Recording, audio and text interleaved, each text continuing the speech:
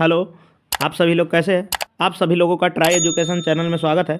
आज जो हिंदी व्याकरण है, जो 10th का एग्ज़ाम देंगे या 12th का जो एग्ज़ाम देंगे जो बच्चे, उन सभी लोगों के लिए हिंदी व्याकरण जो सीधे आपके 2025 में रहने वाले हैं, उन सभी को हम अपने भाषा में एकदम अच्छी तरह से समझाएंगे जिससे आपको समझ में आए। और अगर आपको यह वीडियो अच्छा लगे तो दोस्तों में ज़रूर शेयर कीजिए, और जो भी नए देखने वाले हो कृपया हमारे चैनल को सब्सक्राइब करके बेल आइकन को जरूर ऑन कर लीजिए। चलिए चलते हैं। क्या आजीवन शब्द में समास है? यानी आजीवन जो शब्द है उसमें कौन सा समास है? ए है अव्ययी भाव समास, बी है तत्पुरुष समास, सी है कर्मधारय समास, डी है द्वंद्व समास। तो आजीवन में जो है वो कौन सा समास है? तो अव्ययी भाव समास है, क्योंकि आ जो है आजीवन शब्द है। जैसे आरो ऐसे दे सकता है कि ऐसे जैसे दे सकता है यथाशक्ति, क्या यथाशक्ति दे दे, क्या यथाशक्ति दे दे, तो इसमें भी कौन समास होगा? तो यही होगा कौन? अव्ययी भाव समास। ठीक है, और एक दो शब्द लिख देते हैं। जैसे हो गया प्रतिदिन, क्या प्रतिदिन हुआ, तो प्रतिदिन, यहाँ प्रति क्या है? अव्ययी भाव शब्द है, इसीलिए ये कौन सा समास है? अव्ययी भाव समास है। प्रतिदिन हो गया, प्रति मास हो गया, क्या प्रति मास हो गया, प्रति सप्ताह हो गया, ये सब क्या हो गया आपका? अव्ययी भाव समास हो गया। ठीक है, समझे? ये अव्यय शब्द है प्रति। ठीक है, आगे देखिए फिर क्या है। क्वेश्चन नंबर 2 देखिए क्या लिखा हुआ है यहाँ आपका। लिखा हुआ है हाथ पैर कौन सा समास है? यानी हाथ पैर जो है वो कौन सा समास है? ए है द्वंद्व समास, बी है कर्मधारय समास, सी है तत्पुरुष समास, डी है अव्ययी भाव समास। तो आपको हाथ पैर जो है वो द्वंद्व समास है। कौन समास है? तो वो द्वंद्व समास है। द्वंद्व समास इसलिए है क्योंकि यहाँ हाथ और पैर दो चीज़ के बात हो रहा है, इसलिए यहाँ द्वंद्व समास है। जैसे आपको ऐसे ही एग्जाम्पल दे देगा कि माता पिता कौन सा समास है? क्या माता पिता कौन सा समास है? ठीक है, अब वैसे भी नहीं तो आप ये योजक चिन्ह है इसके हिसाब से पकड़ सकते हैं। ये घटाव वाला जो चिन्ह बीच में है जिसको हम योजक चिन्ह बोलते हैं, तो ऐसा चिन्ह रहे तो समझ जाइए कि आप वह द्वंद्व समास है। ठीक है, जैसे हो जाएगा पिता पुत्र, क्या पिता पुत्र है ना, यहाँ भी है, दो आदमी है, तो इसलिए यहाँ क्या है? द्वंद्व समास है। या दही रोटी दे दे, दाल चावल दे दे, तो ये सब कौन सा समास हो जाएगा आपका? तो वो द्वंद्व समास हो जाएगा। ठीक है, आगे देखिए फिर क्या है। क्वेश्चन नंबर 3 चलिए आपके सामने क्या है। क्वेश्चन नंबर 3 है नायक का संधि विच्छेद है। तो नायक का संधि विच्छेद कौन होगा? आपको हम पिछला वीडियो में, बहुत सारे वीडियो में बताए हैं कि एक जो है वो अयादी संधि से एक क्वेश्चन रहेगा और रहेगा। इन सभी क्वेश्चन को जो बहुत बार पूछा हुआ है उसी सब को लेकर आए हैं, और अक्सर एग्जाम बिहार बोर्ड में पूछा हुआ क्वेश्चन ज़्यादातर पूछता रहता है, और हम पूरे इन्फॉर्मेशन के साथ समझा रहे हैं, और आप इसको शुरू से अंत तक देखते हैं तो हमें पता है कि आप लोग समझ जाइएगा। जैसे क्या है, नायक का संधि विच्छेद इसमें से कौन सा टूटेगा? बताइए। ने पलसक, नई पलसक, निह पलसक, ना पलसक। तो नायक का कौन सा संधि विच्छेद होगा? तो नई प्लस अक होगा, क्योंकि अयादी संधि में हम नियम पढ़ाए हैं, क्या आई के बाद और रहे तो आई हो जाता है। क्या आई के बाद और रहे तो क्या हो जाता है? आई हो जाता है। क्या आई। ठीक है, तो यहाँ 9 में आई हो गया तो ना आयक। ठीक है, और ये पूछे कौन सा संधि है तो क्या लगाइएगा? अयादी संधि का है। कौन संधि है? अयादी संधि का। अयादी संधि में भी किस संधि का भेद है? तो ये स्वर संधि का भेद है, स्वर संधि का। और स्वर संधि को आपको पता है 5 भेद है। कितना भेद है? 5 भेद है। आगे देखिए क्वेश्चन 4 आपके सामने क्या है। संधि के कितने भेद है? यानी संधि जो पढ़ते हैं, या पूछे संधि किसे कहते हैं, तो याद रखिएगा कि दो जो अक्षरों के मेल से जो परिवर्तन होता है उसे संधि कहते हैं। क्या? दो वर्णों या अक्षरों, बोलिए कि वर्णों या अक्षरों के मेल से जो परिवर्तन होता है उसे संधि कहते हैं। और संधि में पूछ रहा है संधि के कितने भेद है, पहले समझ लीजिए। तो संधि ए में है 2, बी में है 3, सी में है 4, डी में है 5।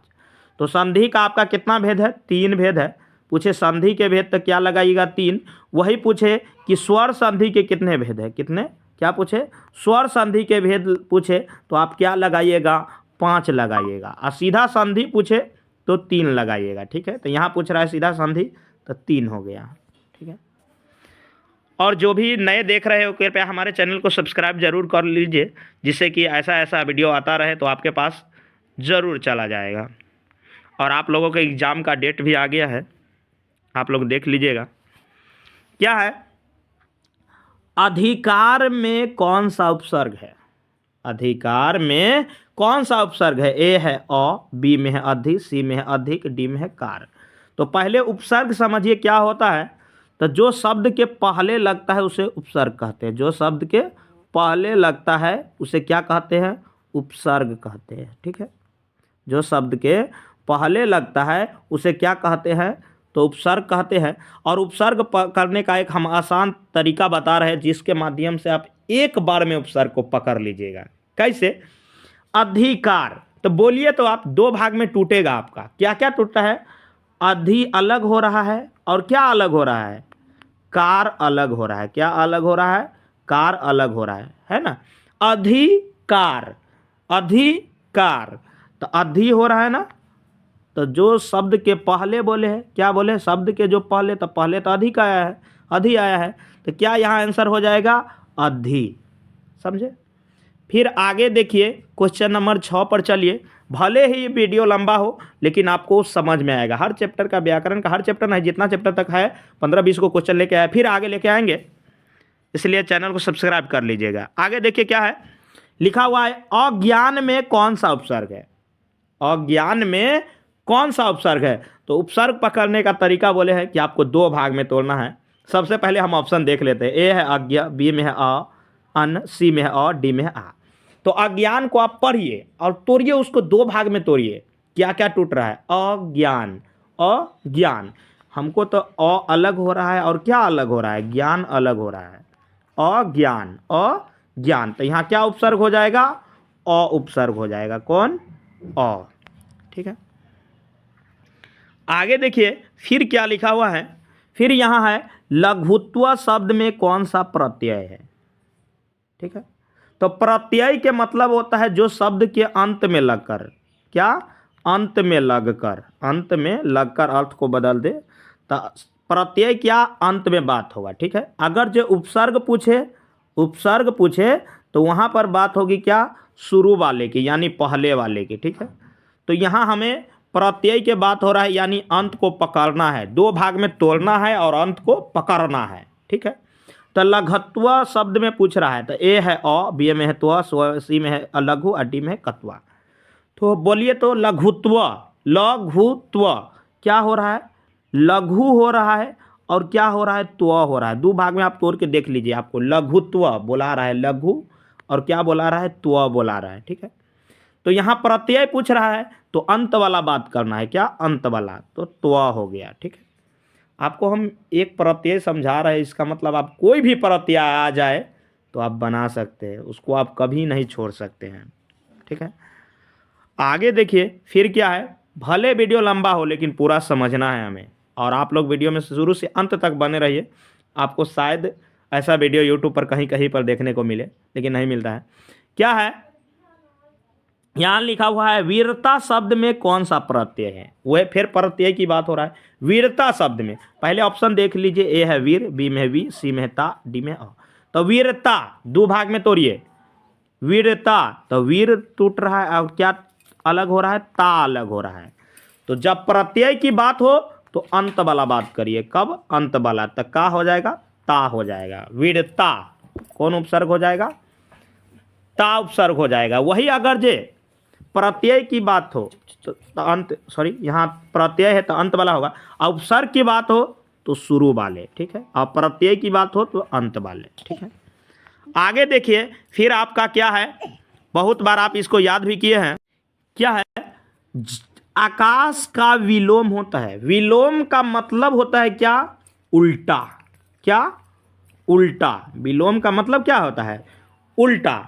तो आकाश का बोल रहा है उल्टा क्या होगा, ए है जमीन, बी में है पाताल, सी में है गमन, डी में है भूमि। तो आकाश तो ऊपर हो गया, बहुत ऊपर हो गया, तो उसका उल्टा क्या होगा? पाताल होगा। यानी नीचे, सबसे नीचे क्या आता है? पाताल। समझे ना? उल्टा यानी माता के पूछे उल्टा के, माता का विलोम पूछे तो क्या लगाइएगा? पूछे माता का विलोम तो आप क्या लगाइएगा? उल्टा क्या होगा? पिता। ठीक है। वैसा ही पूछे लड़का का विलोम तो क्या लगाइएगा? लड़की। गीला का विलोम क्या लगाइएगा? सूखा। यानी उल्टा बात हो रहा है। जब विलोम पूछे या विपरार्थिक रहे, कभी कभी विलोम के जगह पर आपको विपरार्थिक शब्द लिखा दे देता है, तो यानी विलोम शब्द पूछ रहा है तो उल्टा लगाइएगा। ठीक है। आगे क्वेश्चन देखिए क्या है। यहाँ लिखा है नर का विपरार्थिक शब्द है। देखिए बोले ना विपरार्थिक, आ गया विलोम के जगह पर क्या? विपरार्थिक। तो नर का मतलब क्या होता है? पुरुष होता है। क्या होता है? नर का मतलब पुरुष होता है और नारी का मतलब महिला होता है। नारी का मतलब महिला होता है। तो यहाँ नर का विलोम पूछ रहा है। तो ए है पुरुष, बी में है व्यक्ति, सी में है धनी, डी में है नारी। तो यहाँ नर यानी पुरुष हो गया, तो उसका उल्टा क्या होगा? महिला होना चाहिए, यानी नारी होना चाहिए। क्या होना चाहिए? नारी। ठीक है।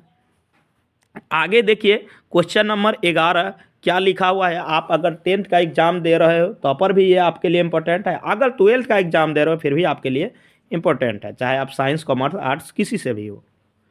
देखिए क्या लिखा हुआ है। छात्रों के रहने को स्थान को क्या कहते हैं?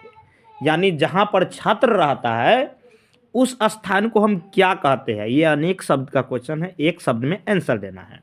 ठीक है। तो ए है छात्रावास, बी है महाविद्यालय, सी में है विद्यालय, डी में है कोचिंग। तो आपको पता होगा जो छात्र सब रहता है वो छात्रावास में रहता है, जिसको हॉस्टल कहते हैं, वहाँ पर वो रहता है, यानी छात्रावास है। छात्रों के रहने का स्थान क्या है? छात्रावास। और विद्यालय सब के बात करिएगा या कोचिंग सब का, तो यहाँ पर जाते हैं लेकिन चले आते हैं, जाते हैं और पढ़ के चले आते हैं, वही छात्रावास में लोग रहते हैं। ठीक है। आगे देखिए क्वेश्चन नंबर आपके सामने अब 12 आया है। क्या है? जो बहुत बोलता है उसके लिए एक शब्द क्या होगा? यानी जो बहुत बोलता है उसके लिए एक शब्द में आप क्या बोलिएगा? उसको बोलिए। ए है वाचाल, बी में है वागीश, सी में है मितभाषी, डी में है कोई नहीं। तो जो बहुत बोलता है उसको क्या कहते हैं? वाचाल कहते हैं। ठीक है। और जो कम बोलता है, जब कम पूछे तो मितभाषी, कम पूछे तो मितभाषी। यहाँ पूछ रहा है बहुत बोलता है यानी वाचाल। और इन सभी क्वेश्चन जो है वो कई बार एग्जाम में आ चुका है, इसलिए आप लोग शुरू से अंत तक देखिए रहे। आगे देखिए क्या है 13 नंबर क्वेश्चन। आंखों का तारा मुहावरा का अर्थ क्या है? मुहावरा मतलब जानते हैं? यानी किसी वाक्य को बहुत अच्छे तरह से बोलिए, उसको लगा के। जैसे मान लीजिए आपको हम मान लीजिए खीरा दिए खाने के लिए, तो आप टेस्ट के लिए क्या लगाते हैं? उसमें नमक लगाते हैं, जिससे कि आपका स्वाद अच्छा हो जाए, मीठा नमकीन हो जाए। वही यहाँ मुहावरा है। ठीक है, कि थोड़ा अच्छा लगे बोलने में। तो यहाँ है आंखों का तारा, यानी आंख का एक तरह से तारा का मतलब क्या होगा? अर्थ क्या होगा? ए है दुश्मन होना, बी है मित्र होना, सी है प्रिय होना, डी है मित्र नहीं होना। तो आपको पता है आंख का तारा होगा तो एक तरह से उसका लिए बहुत प्यारा यानी प्रिय होगा। आगे क्वेश्चन है, आखिरी क्वेश्चन क्या है? दिन दूना रात चौगुना मुहावरे का अर्थ है। यानी दिन दुगुना करना और रात चौगुना करना, मुहावरा का अर्थ क्या होगा बताइए। ए है खूब उन्नति करना, बी में है खूब अवनति करना, सी में है पतन होना, डी में है दिशाहीन होना। तो जब लोग मान लीजिए दिन दुगुना काम करेगा, चार रात चौगुना काम करेगा, तो क्या करेगा? खूब उन्नति करेगा। क्या करेगा? खूब उन्नति करेगा। ठीक है। फिर अगला वीडियो आएगा, ये पार्ट 1 है। और अगर आपको वीडियो अच्छा लगता है तो इस मेहनत के बदले आप नए देखने वाले हैं तो सब्सक्राइब करिए, और जो भी पुराने देखने वाले हैं वो कृपया अपने दोस्तों में शेयर कीजिए, और अच्छा लगे तो एक प्यारा सा कमेंट कीजिए कि अच्छा लगा। फिर आगे वीडियो फिर आएगा। जय हिंद, जय भारत। फिर मिलते हैं अगले वीडियो में।